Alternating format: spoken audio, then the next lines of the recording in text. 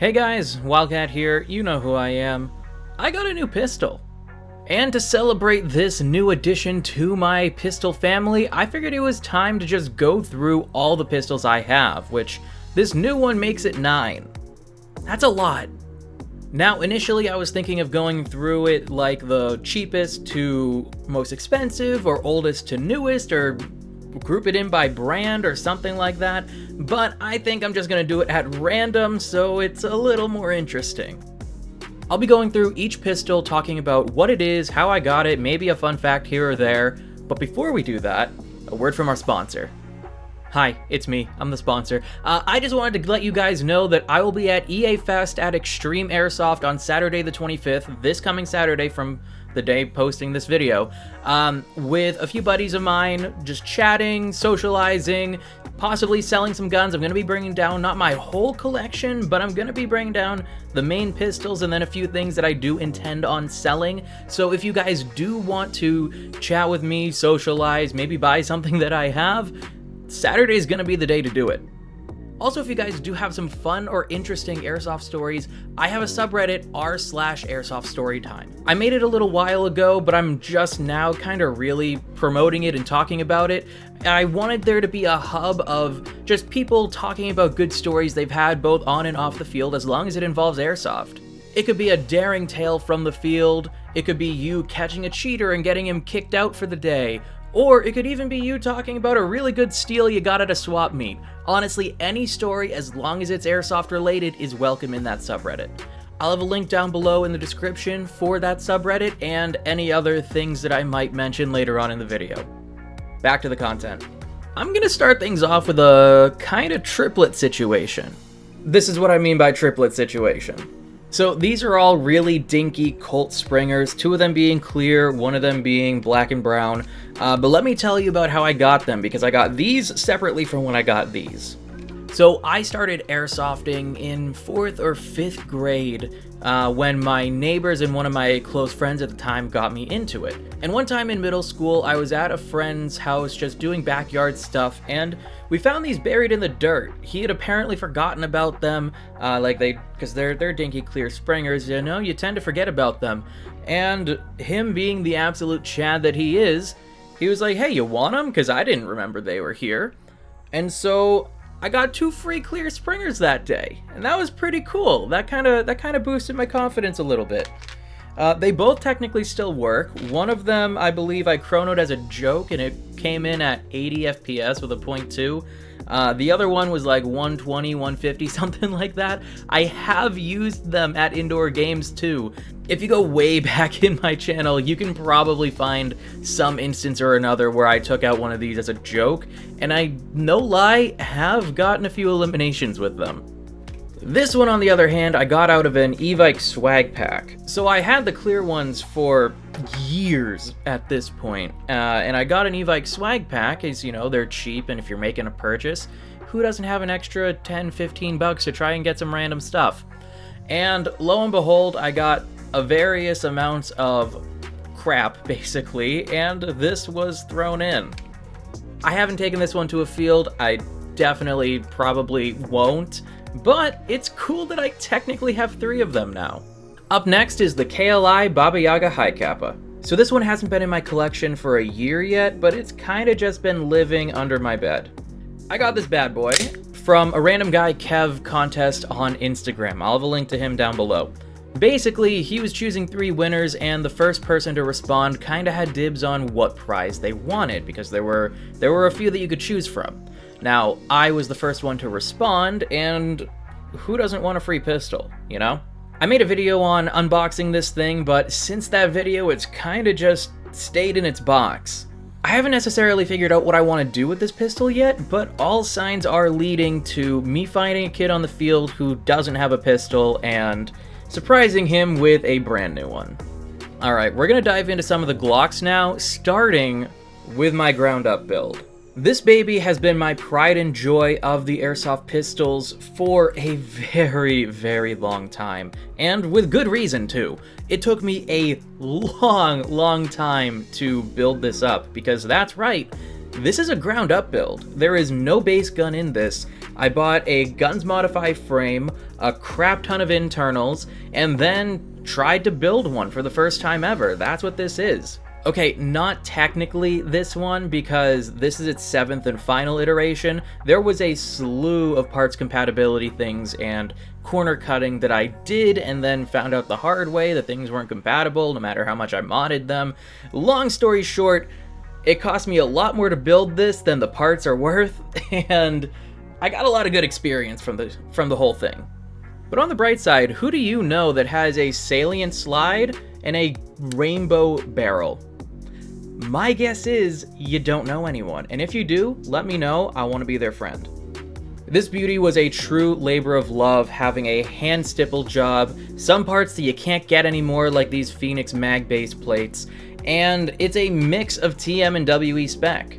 Honestly, I don't think I will ever be parting from it. Speaking of pistols that I will likely never part with, we've got the brand new one. I present to you my EMG Salient BLU utility. Externally, this thing is pretty much stock with the exception of this included RMR, which is an Ace 1 Arms RMR, and I gave the barrel the drop mod cut.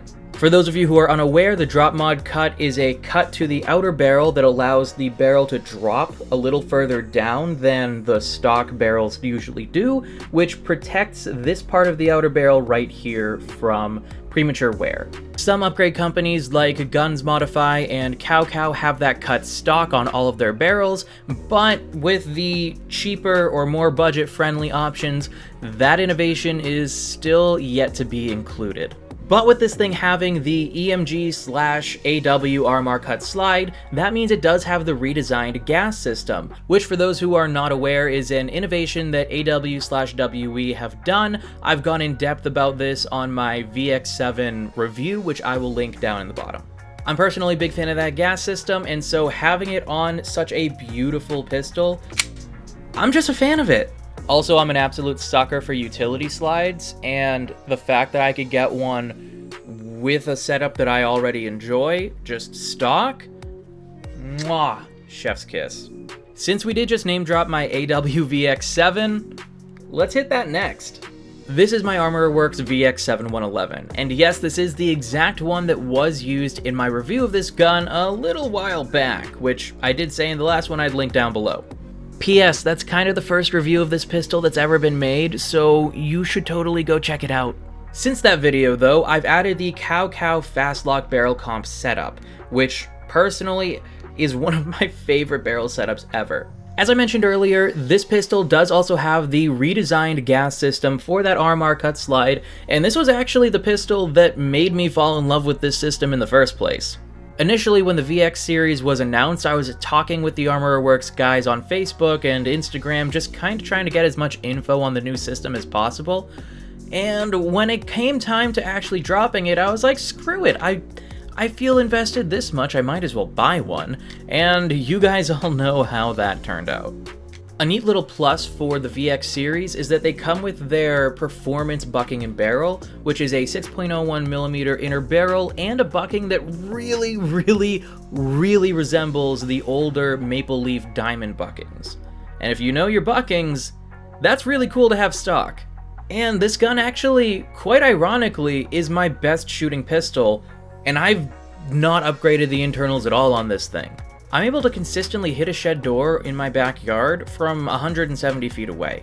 And the fact that this thing, bare bones stock, can lift a 3.2 gram BB to consistently hit a target that far away is just honestly really impressive. Which is why, my personal opinion, this is one of the best for the money stock pistols you can buy in Airsoft, period. Now that is specific though to the VX7 and VX9 series pistols, because the other types of guns that do have this gas system do not come with the performance bucking and barrel, like the BLU that I just showed you. That thing is still just bone stock AW.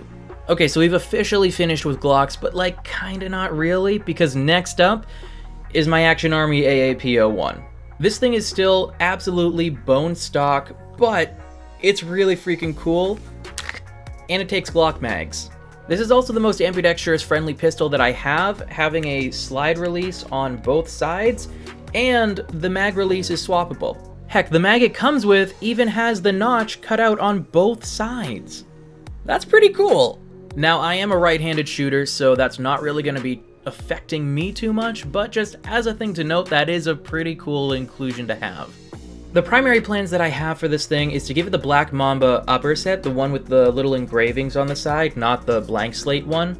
But that's a further down the line kind of build, especially where I did just buy the BLU, so I don't really think that I can, in a good conscience, do a complete several $100 makeover to this thing.